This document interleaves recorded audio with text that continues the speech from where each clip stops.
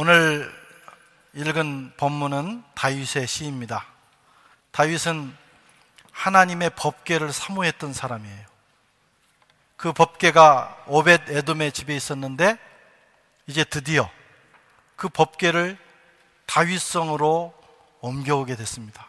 다윗이 얼마나 큰 기쁨과 감동을 받았는지 그것을 시로 표현을 합니다. 그리고 이 시는 후에 입당송으로 사용이 됩니다. 성전에 들어가 이스라엘 백성들이 예배드리기 위하여 성전에 들어갈 때 1절에서 2절에는 성전에 들어가는 자들의 자격이 무엇인가 이렇게 회중이 묻고, 그리고 2절에서 5절 상반절까지는 사제가 대답을 하는 형태로, 그러니까 성도들이 예배 드리러 들어가면서 주고받는 그런 시로 사용이 되었습니다. 마지막 절에는 이렇게 예배를 드리는 자들에게 하나님께서 어떤 축복을 주시는가 라고 하는 것으로 결론을 맺고 있습니다. 지난주에 살펴본 시는 무신론자들의 삶을 표현하는 시입니다. 시편 14편.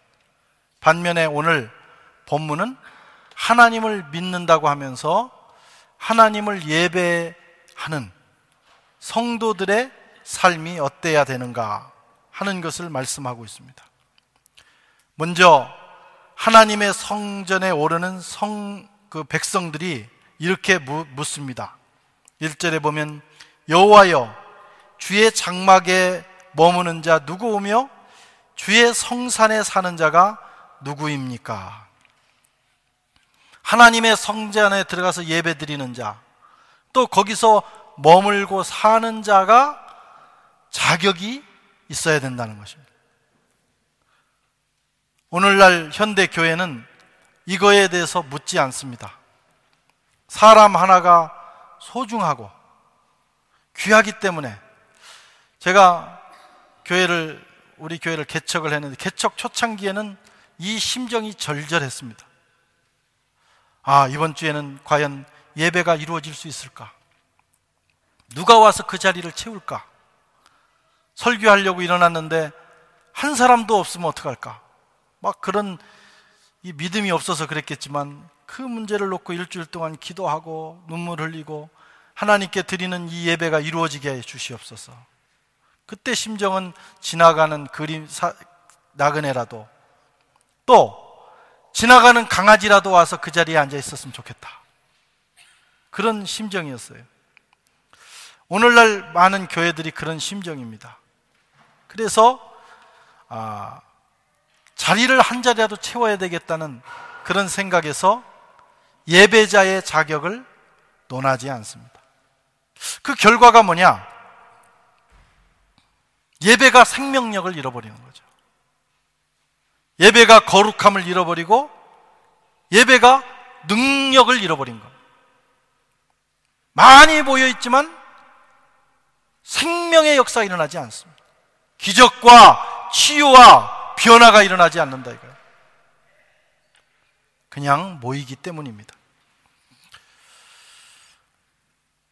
예배자의 자격에 대해서 물어야 합니다.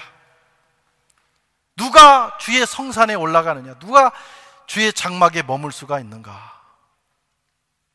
여러분 자신에게 물어보시길 바랍니다. 이어서 사제가 예배자의 입당 자격에 대해서 대답을 하고 있는데 그 내용은 10가지예요. 그 내용 10가지를 살펴보면 공통점이 있는데 그것은 하나님과의 관계를 따지지 않는다는 거예요. 주로 다 이 세상에서의 이웃과의 관계입니다. 이상하지 않습니까? 하나님 앞에 예배드리러 가는데 왜 하나님과의 관계에 대해서는 따지지 않느냐 이거예요. 그것은 이런 것입니다. 이미 예배드리러 오는 사람들은 하나님을 믿고 하나님의 존재를 인정하고 하나님을 경외하고 사랑하는 사람들이라고 전제하는 거예요. 바로 그런 사람들이 예배의 자격이 있는 겁니다.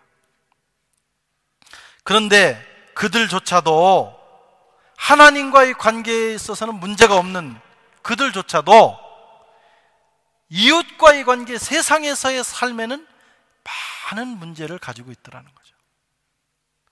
그것을 해결하고 그 자격을 갖출 때 비로소 우리가 예배 드릴 수 있고, 그 예배를 하나님께서 기쁘게 받으시고 예배를 통해서 하나님과의 만남의 역사가 이루어진다는 것입니다. 오늘날 많은 교인들이 회집하고 한국교회 교회마다 주일마다 많은 성도들이 있는데 하나님과의 관계에 있어서는 사실 큰 문제가 없어요. 한국교회는, 우리 교회는 특별히 하나님을 잘 믿는 사람들, 하나님을 믿고 인정하고 주일 성수를 잘하고 하나님과의 수직관계적인 관계에 있어서는 탁월한 민족이죠. 저는 주일마다 놀라는 것은 이렇게 짧은 시간에 프랑스 여행을 오셔가지고 새벽부터 밤까지 보고 구경하고 해도 모자라는 시간에 이 주일날 예배드리기 위해서 오는 분들을 보면 참으로 놀랍다. 이런 민족이 세계에 지금 어디 있는가? 없어요.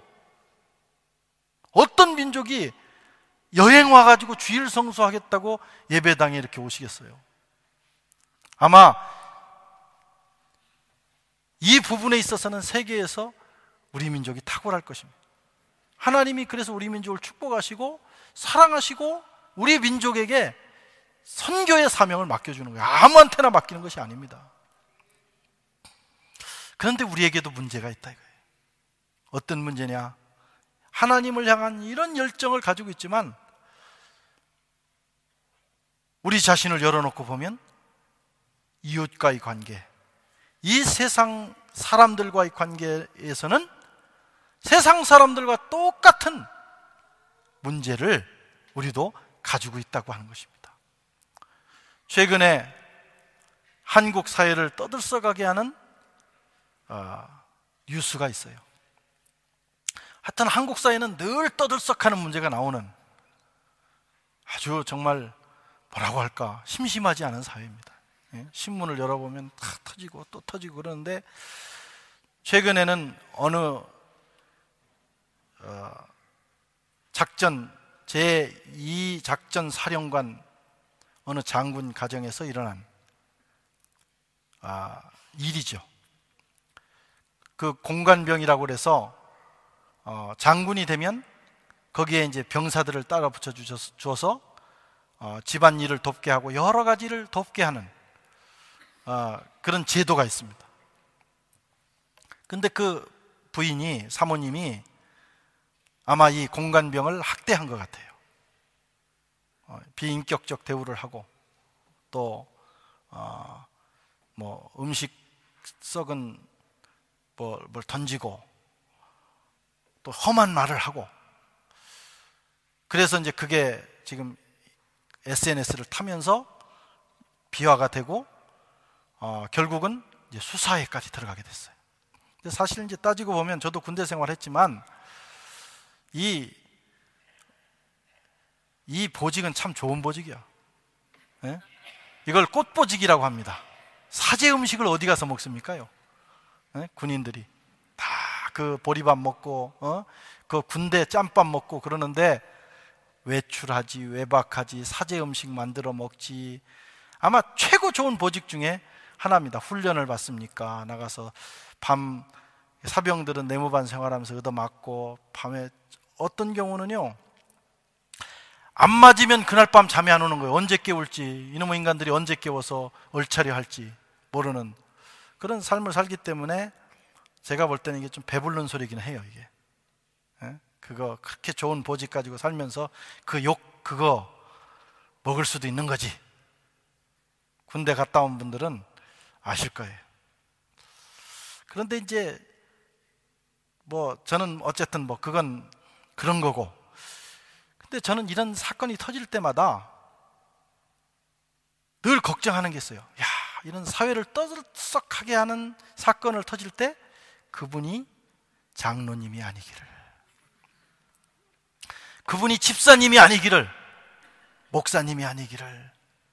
그런데 이 불길한 예감이 항상 들어맞는다는. 오늘 아침에 신문을 딱 폈는데 그 장군 부부가 교회에서 간증을 하기 위해서 이렇게 성경책을 들고 조아려서 기도하는 것이 대문짝만하게 나온 거예요. 왜 이런 예언이, 이런 예감이 얻어맞느냐고, 알아맞혀지냐고. 참 슬픈 아침이었어요. 이게 또 왜 이런 일이 났을까? 그분은 신문에 쭉 보니까 새벽 기도도 나가고 열심히 교회도 섬기고 또 사병들을 복음화시키는 일에, 그래서 초코파이 전도, 초코파이 하나면 세례를 70%까지 줄 수 있다. 군대 가면 되게 그때 군대 세례를 받는 사람들이 있어요. 저도 논산훈련소 갔을 때 첫 주에 교회를 갔는지 왜 그렇게 눈물이 나는지, 그냥 은혜가 쏟아지는 거예요. 그러니까 그때 세례들을 받는 거예요. 어떤 사람은 초코파이 먹으려고 따라왔다가 세례 받고, 그거 참 좋은 그런 일이고 복음화를 위해서도 많이 애썼던 것 같은데, 그래서 하나님과의 관계는 문제가 없더라 이게. 그런데 열어놓고 보니까 인간관계는 엉망이었던 거예요. 아무리 그가 사병이라 할지라도, 힘없는 자라 할지라도, 내가 집사님이니까, 내가 장로니까